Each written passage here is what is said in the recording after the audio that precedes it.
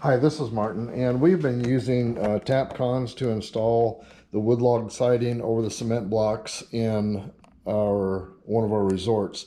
And to do that, we've been putting furring strips up against the blocks. And the trouble we've been having is, and I don't know if it's a makeup of the block or what, but the Tapcons have been stripping out of the hole.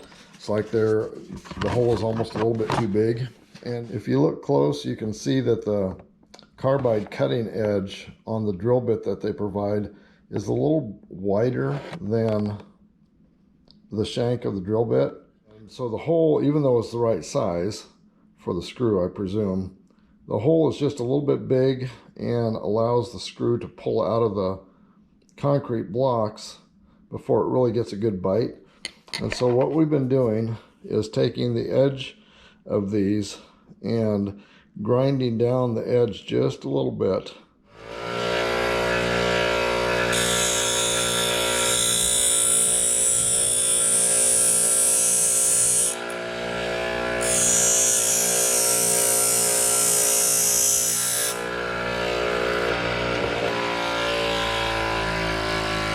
So all I've done is taken the sides off of the cutting edge a little bit.